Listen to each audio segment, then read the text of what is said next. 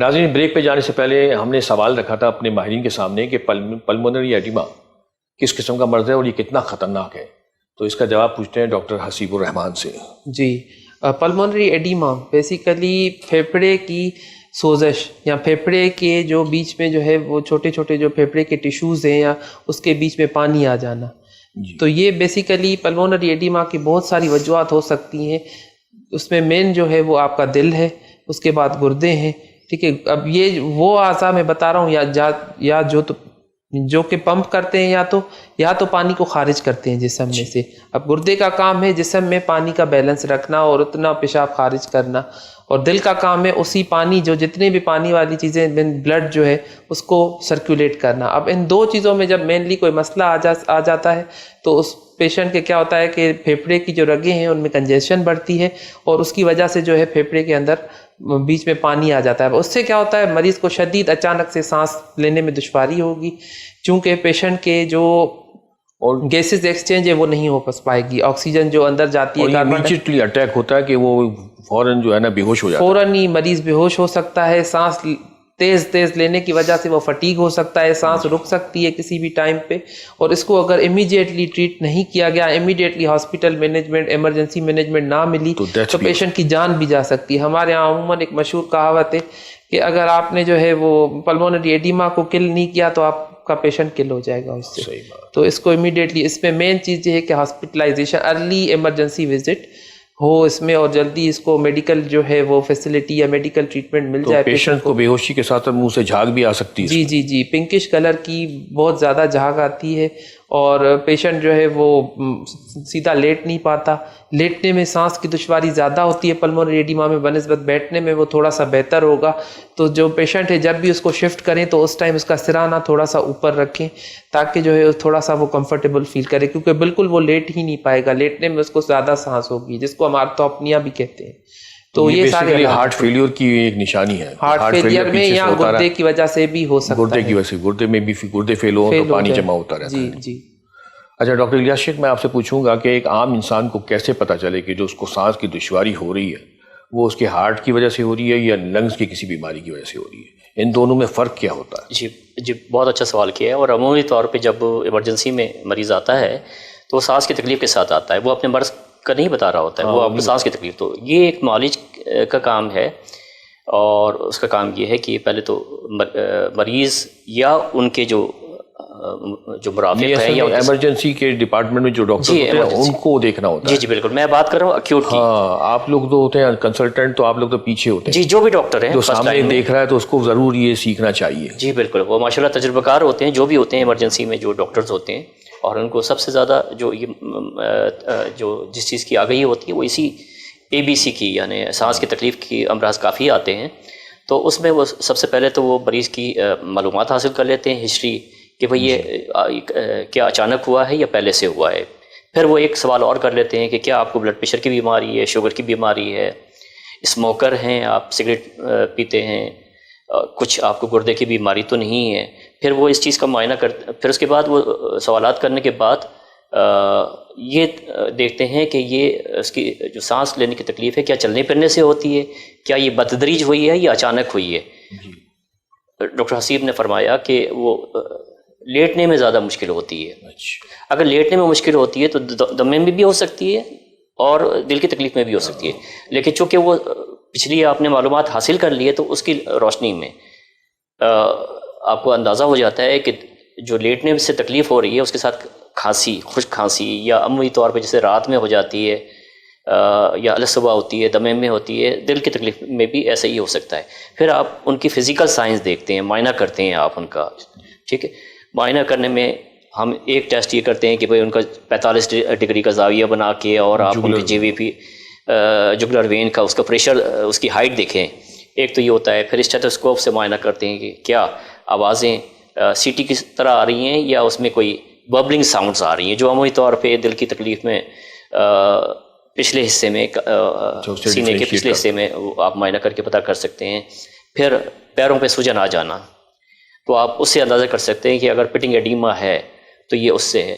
پھر ہسٹری آپ کی کافی مدد کر رہی ہوتی ہے، انویسٹیگیشن پھر آپ شروع کر دیتے ہیں، ایکس رے لیتے ہیں، ECG کرتے ہیں، ایکوکارڈیوگرافی کی اویلیبلٹی ہوتی ہے تو ایکوکارڈیوگرافی کر لیتے ہیں، اس سے معلوم ہو جاتا ہے کہ یہ تکلیف جو ہے دل کے عضلات کی ہے، جس کی وجہ ڈاکٹر صاحب نے بیان فرمائی ہے کہ یا تو اسکیمک ہارٹ ڈیزیز ہوتا ہے یا ڈائلیٹڈ کارڈیومائیوپیتھی ہوتی ہے، تو ان کی وجہ سے پھر وہ ایجیکشن فریکشن نوٹ کر لیتے ہیں کہ کتنے فیصد اس کے دل کی عضلات کی قوت ہے پمپ کرنے کی، تو اس سے معلوم ہو جاتا ہے کہ دل کے عضلات کمزور ہیں. یہ ایک بات ہوگی.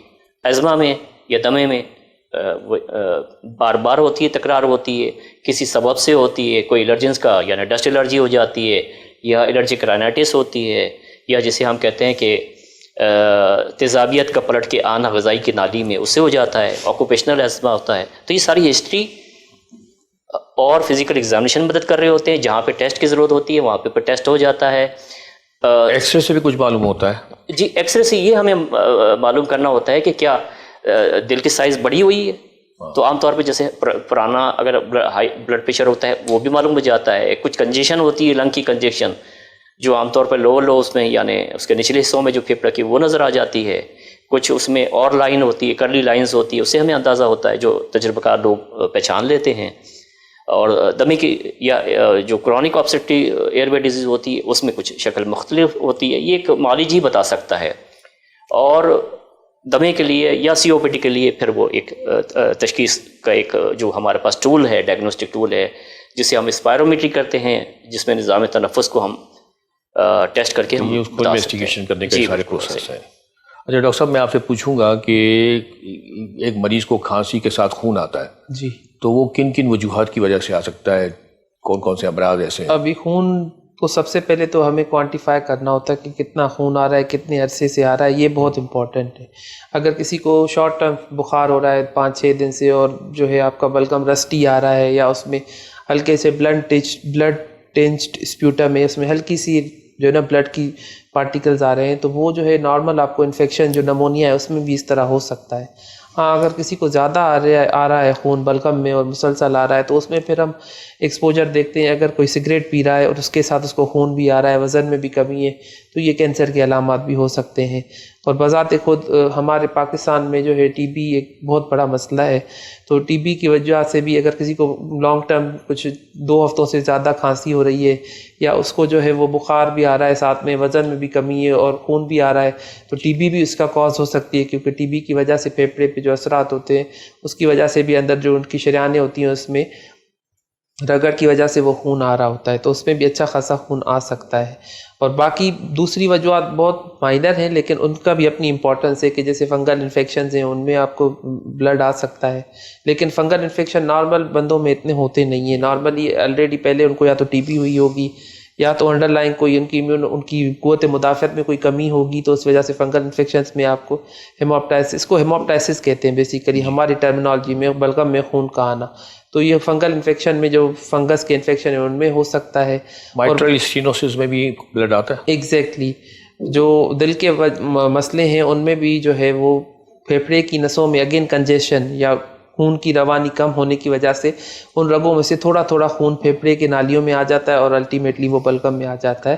تو دل کے جو ہے وال جو ہے اسپیشلی مائٹرل وال، ایک اندر جو وال ہے، اس کے تنگ ہونے کی وجہ سے بھی پھیپھڑے کی کنجیشن کی وجہ سے خون آ سکتا ہے. اور باقی اس میں خون آنے کی یہ خون آنا جو بذات خود جو ہے ایک مطلب علامت ہے، اس کے پیچھے بہت ساری وجوہات ہو سکتی ہیں. وہ اس پہ آپ فردر ڈاکٹر سے رجوع کریں گے، وہ انویسٹیگیٹ کرے گا اور پراپر آپ کو بتائے گا، لیکن اس کو اوائڈ نہیں کرنا. ڈاکٹر الیاس شیخ، میں پوچھوں گا آپ کو برونکوجینک کارسینوما کے بارے میں، کہ یہ ایک ٹریٹیبل ہے یا اس میں جان جانا ضرور مسٹ ہے؟ جی، ایسا نہیں ہے کہ دل کا جانا ٹھہر گیا ہے. اس میں بہت اچھا سوال ہے آپ کا. برونکوجینک کارسینوما یا سرطان، جی، جو پھیپھڑوں کا سرطان ہے، سب سے اہم بات جو یاد رکھنی ہے اس میں کہ پرہیز علاج سے بہتر ہے. ہم بات کر رہے ہوتے ہیں سرطان کے خوف میں مبتلا ہوتے ہیں، لیکن سگریٹ جو ہے وہ ترک کرنے کے لیے عام بات نہیں ہوتے. اور چونکہ یہ ایک عادت ہے اور ایک علت ہے جو لگ چکی ہوتی ہے، اور اس کا انسان عادی ہو جاتا ہے، اس لیے چھوڑنا مشکل ہوتا ہے. تو سگریٹ جو نوشی سے پھیپھڑوں کے جو سرطان ہوتے ہیں، اس میں علامت ڈاکٹر صاحب نے بتائی ہے آپ کو کہ اس میں خون کا آنا ہوتا ہے. اس کے علاوہ اس میں سینے میں درد ہوتا ہے، وزن کم ہونے لگتا ہے، اور سانس لینے میں دشواری ہوتی ہے، شروع میں چلنے سے ہوتی ہے، آہستہ آہستہ یہ بڑھتی جاتی ہے. تو جو سرطان ہے وہ قابل علاج ہے، یعنی وہ اس پہ منحصر کرتا ہے کہ وہ کتنی جلدی معالج کے پاس پہنچا، اپنے علامات کو سمجھ کے، اپنی علامات کی تکلیف سے آگاہ ہونے کے بعد، اس میں مبتلا ہونے کے بعد کتنی جلدی وہ اپنے معالج کے پاس پہنچتا ہے، اور اس کی پھر تشخیص ہوتی ہے بائپسی کے ذریعے، یا تو برونکوسکوپی کے ذریعے بائپسی ہوتی ہے، اور وہ بائپسی سے پتہ چلتا ہے کہ کون سی قسم ہے. بہت ساری قسم ایسی ہیں جن کا اس میں برونکوجینک سب سے زیادہ خطرناک ہوتا ہے کہ اس میں سنا ہے ڈیتھ ڈائگنوسس کی ودن 6 منتھ 8 منتھ ہو ہی جاتی ہے. جی یہ منحصر ہے. ڈائگنوسس جب ہو گیا جی جی جی تو ٹائم پیریڈ اتنا ہی رہ جاتا ہے اس آدمی کے پاس کہ 7 سے 8 مہینے. جی میں نے آپ سے عرض کیا کہ اس میں کچھ تو ایسی ہیں جو سرجری سے ٹھیک ہو جاتے ہیں، جو ارلی سٹیجز میں آ گئے. کچھ ایسے ہیں جیسے اسمال سیل کارسینوما ہو گئے، ان کی اگر وہ بائپسی سے تشخیص ہو جاتی ہے اسمال سیل کارسینوما ہے، تو ان کے واقعی ڈیوریشن جو ہے وہ زندگی اور موت کے درمیان جو ہے وہ ڈیوریشن کم ہوتا ہے، اور وہ عام طور پہ 180. اس کے علاوہ بھی کئی اقسام ہوتی ہیں اس میں. اچھا، میں آخر میں صرف آپ سے چھوٹا سا جواب پوچھوں گا. یہ کووڈ-19 میں جو آج کل وائرس چلا ہوا ہے، اس میں اتنی جلدی یہ بندہ وینٹیلیٹر پہ جانے کی وجوہات کیا ہے؟ اچھا، یہ میرے خیال میں اس میں تھوڑا سا مسکنسیپشن ہے. فوری طور پہ نہیں جاتا. دیکھیں مشاہدے میں یہ آیا ہے اس لیے کہ یہ وائرس نیا ہے، اور شروع میں تو معالج بھی اس سے پریشان تھے کہ اس لیے کہ ایک بہت ہی نئی قسم کی آئی جو پینڈیمک کی شکل میں آئی. تو اس میں ہر کرونا وائرس کا مریض جو ہے ہوتا ہے وہ کسی خطرناک مرض میں مبتلا نہیں ہوتا. پہلے تو یہ سمجھ لیں. اس میں ایسا بھی ہے کہ کچھ لوگوں کو علامت تھی ہی نہیں، یا بہت ہی ہلکی سی علامات تھی، جس میں ہلکا سا بخار ہونا یا گلے میں خراش ہونا یا کھانسی ہونی، اور وہ تشخیص ہوئی. انہوں نے اپنا PCR ٹیسٹ کرایا جو کہ ڈائگنوسٹک ٹیسٹ ہے، اور اس سے پتہ چل گیا کہ بھائی ان کو کووڈ ہے. وہ اس میں کوئی خاص علاج نہیں کرنا پڑا، صرف ان کی علامت کے لحاظ سے اگر بخار تھی تو پیراسٹامال دے دی، ان کو ہوم آئسولیشن کر دیا گیا، یعنی گھروں میں محدود کر دیا گیا، اور ان کو کھانسنے کے آداب سکھا دیے گئے، ماسک کے استعمال کا طریقہ بتا گیا، فاصلہ رکھنے کے آداب کا بتا گیا، اور وہ بلے چنگے ہو گئے. کچھ لوگ جو ہے وہ مائلڈ تھی، ان کی بہت ہی معتدل تھی. وہ لوگ جو شدید تھے اور جو اس مریض کو صرف ایک برونکائٹس سمجھتے رہے یا سمپل نیمونیا سمجھتے رہے، اور وہ معالج کے پاس یا کریٹیکل کیئر ٹیم کے پاس اگر وہ آخری اس میں لیٹ ایڈوانس اسٹیج میں آتے ہیں، تو ان کے لیے پھر یہ ہے کہ وینٹیلیٹر کا جانے کا سوال ہو جاتا ہے. تو یہ وہ لوگ ہوتے ہیں جس میں ریسپیریٹری فیلئر ہو جاتے ہیں. ریسپیریٹری فیلئر کا مطلب یہ ہے کہ اس میں آکسیجن جو ہے اس کی مقدار کم ہو جاتی ہے، اور پھر وہ آکسیجن سے ٹریٹ نہیں ہو رہے ہوتے، آکسیجن کی سپلائی سے ان کو افاقہ نہیں ہو رہا تھا، علاوہ دوسرے علاج کے اینٹی وائرل آ جاتی ہیں، کچھ اور دوائی ہیں جس سے ان کو افاقہ نہیں ہوتا، اور وہ پھر جو ہے وہ پہلے تو نان انویزیو بائی پیپ پہ جاتے ہیں، اور اس سے بھی اگر صحیح نہیں ہوتے ایڈوانس میں، اور ان کے آلریڈی امیون کمپرومائز اسٹیٹس بھی ہوتا ہے، کسی پرانی بیماری کے میں بھی مبتلا ہوتے ہیں، اور ان کی جان بچانے کے لیے لامحالہ آپ کو مریض کو وینٹیلیٹر پہ ڈالنا چاہتا ہے. یہ ایک تجریدی عمل ہے، کوئی اچانک نہیں ہے. اچانک وہاں ہوتا ہے جہاں پہ ریسپیریٹری آپ کا جو ہے وہ فنکشن یا آپ کا نظام تنفس فیل ہو چکا ہے. اچھا، شکریہ. ناظرین، آپ نے آج ہمارے اس پروگرام میں سانس کی تکالیف اور اس سے متعلق دیگر امراض پر تفصیلی گفتگو سنی، جس کے بعد آپ کو اندازہ ہو گیا ہوگا کہ ہمارے جسم کے دیگر اعضاء اور سسٹم کے تندرستی کی طرح ہماری چیسٹ کی اور سانس کی سسٹم کو بھی تندرست رہنا بہت ضروری ہے. جس طرح ہم دل اور دماغ کے بغیر ایک لمحے کے لیے بھی زندہ نہیں رہ سکتے، اسی طرح سانس کی تکالیف اور سانس کی دشواری یا سانس کی سسٹم کی خرابی ہماری زندگی کے لیے خطرہ بن سکتی ہے. اس کے ساتھ ہی ہمارے آج کے پروگرام کا وقت اب ختم ہوا. ہم اپنے دونوں مہمانوں ڈاکٹر حسیب الرحمان صاحب اور ڈاکٹر الیاس شیخ صاحب کا شکریہ ادا کرتے ہیں کہ وہ اپنی مصروفیات کے باوجود ہمارے یہاں تشریف لائے اور ہم سے اپنی مفید معلومات شیئر کی. اپنے میزبان ڈاکٹر منصور نورانی کو اب اجازت دیجیے. آئندہ ہفتے پھر حاضر ہوں گے کسی نئے مرض اور کسی نئے موضوع کے ساتھ. تب تک کے لیے اللہ حافظ.